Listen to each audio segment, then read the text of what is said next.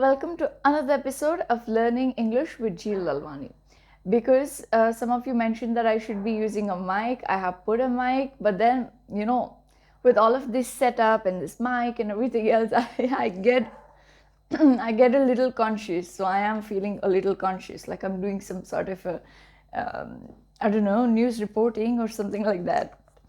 Anyway, to book my consultancy classes, because I take a 30-minute consultancy classes of analyzing your mistakes and giving you a feedback and telling you what your level in English is.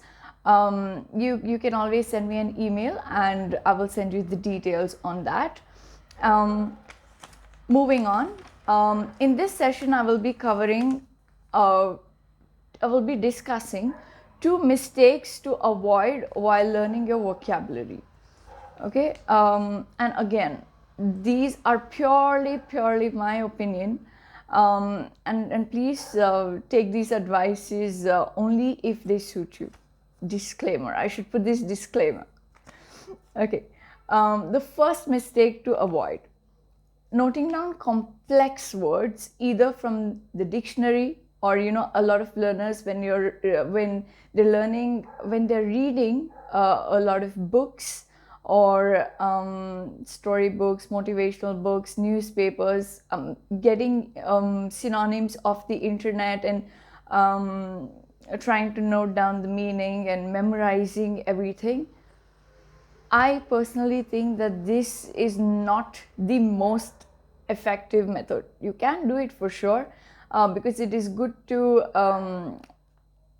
learn some words for fun, and also because you start getting familiar with the words. But you always have this gap. Like a lot of learners will come and tell me, ma'am, I have memorized so many words and I keep learning them, but I'm unable to use it in my everyday life. Why does this happen? Because the words that you are learning, the words that you are memorizing, and the context of our everyday conversations are completely different most of the time, and that's why you will not be able to use them. So either if you are trying to go by that method of memorizing words and noting them down, either try to segregate them in different contexts, like for example casual conversations or personal life conversations, or you're learning the personality traits of somebody, or the words to describe somebody, or the business environment vocabulary, corporate vocabulary.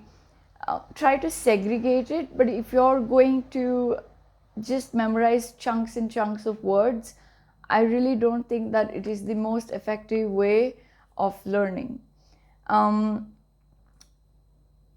The second mistake that everybody makes is building complex sentences in the initial stages.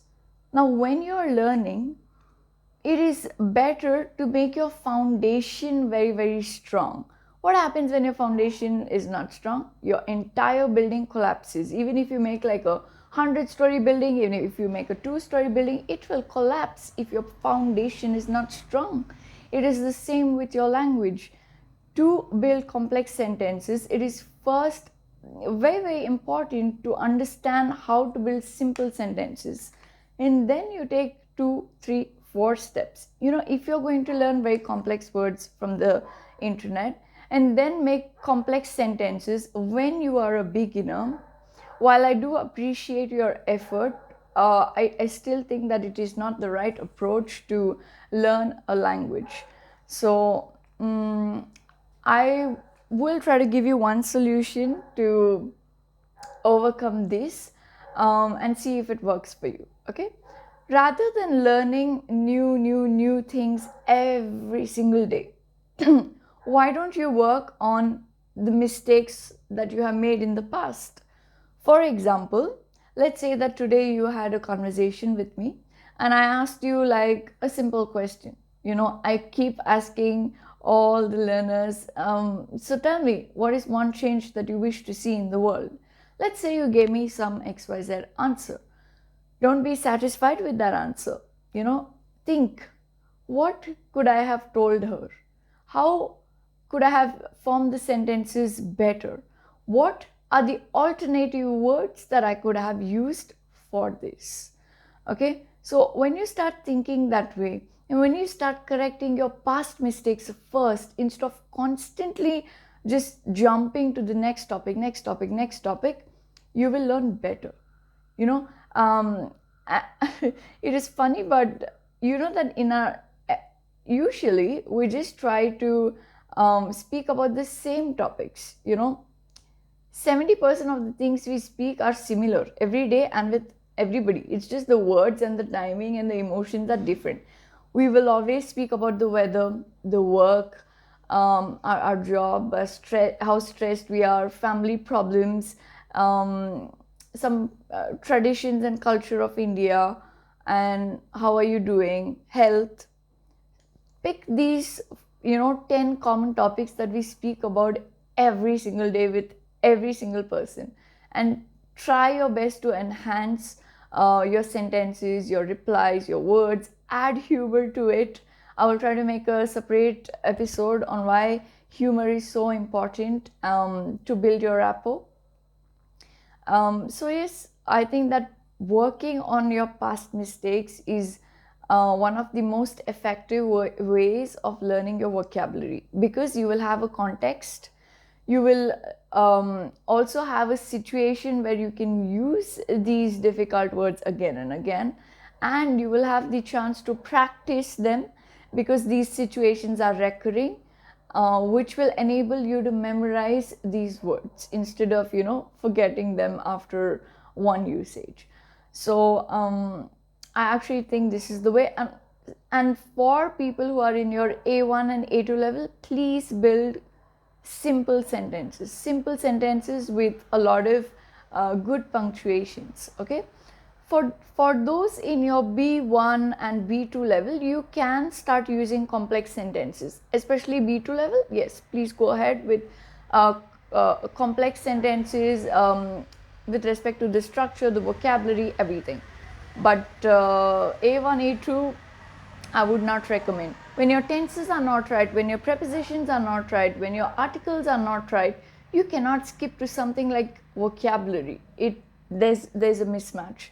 So yes, I guess that's it for today.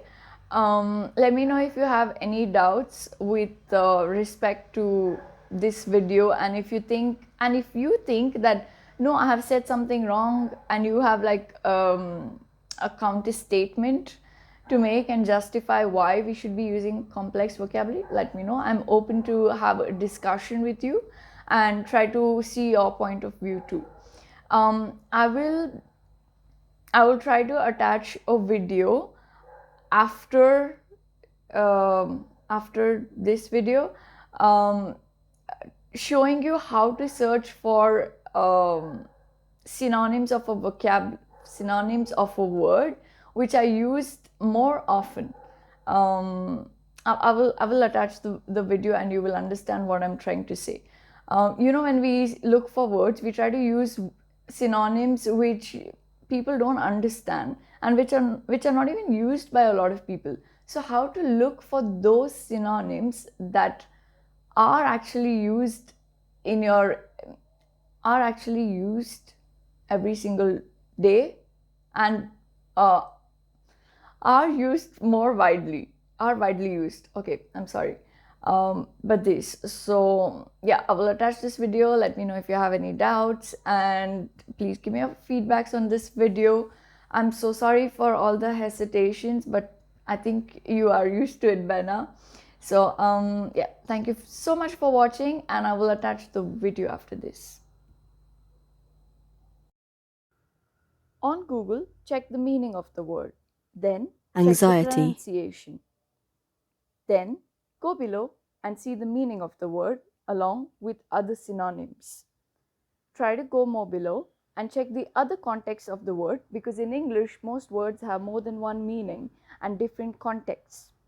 Try to also see the examples for better understanding. For people who are interested in knowing the origin, here's a little graph. Here's a little chart, I'm sorry. And then this graph is really, really important. As you see that in 2019, the graph shows an upward inclination for the use over time for anxiety. That means in the last 10 or 20 years, the word has been much in use. If the graph shows a downward inclination, please try to avoid the usage of such words and its synonyms, because not many people will be able to understand what you are saying. And